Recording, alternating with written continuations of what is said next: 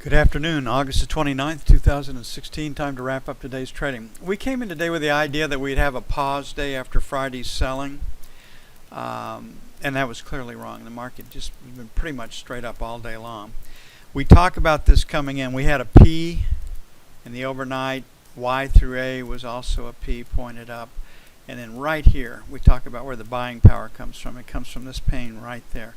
And I mean, the market was just straight up. And if you weren't long on this opening, if you waited to get engaged in the market in this area, you didn't get your payoff until late in the afternoon, until the last hour of trading. So on the E-mini, when you come in the morning, because the volatility can be very, very low, you really, the premium is placed on you to be right off the opening. And the best way to do that is to trade what you see, not what you believe. And right here, straight up, three up behind me.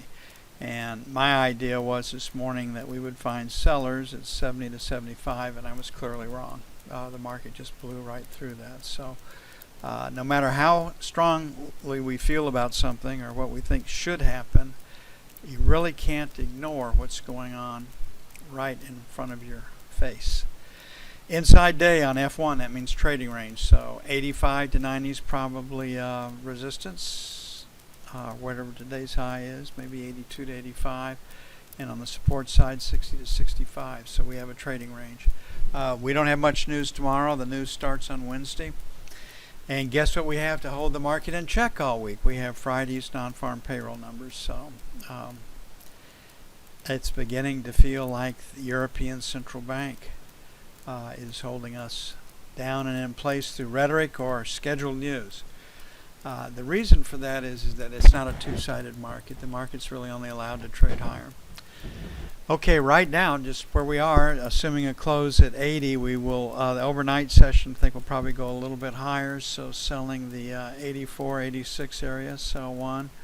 Then we're right back up to our highs, 89 to 91, sell two. We're very, very close to new contract highs. I do think we're headed to 2200, not tomorrow, but perhaps this week if the non-farm payroll numbers come in.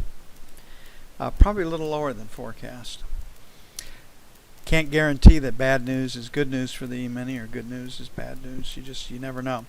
75 to 77 would be our first buy.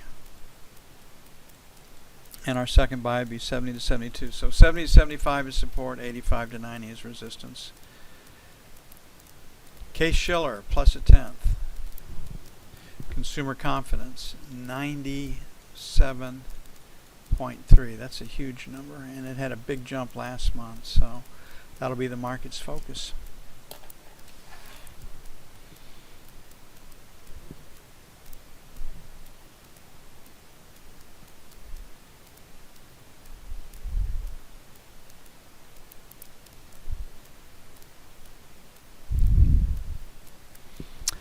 Treasuries are up.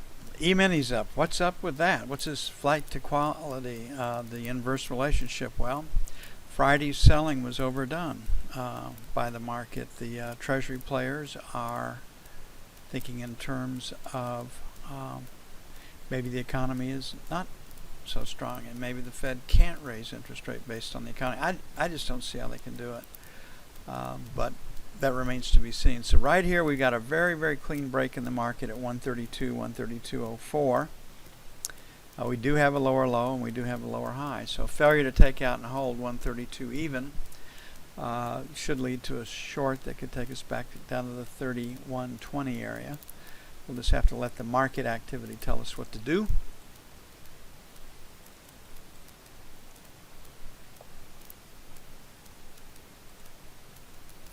Very, very strong P. The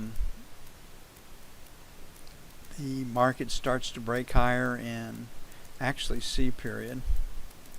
And then again in I period. So we have a pretty strong market. We have volume most recent in the market's memory at 132.01.5. We've got the high volume number at 6. So 132 even is resistance. So 31 to 03, sell 1. 7 to 11, sell 2. On the buy side, last rotation down was 28. We broke it out at 26. So this 23 to 27 area, let them get stops below 28, buy 1. 17 to 21, buy 2.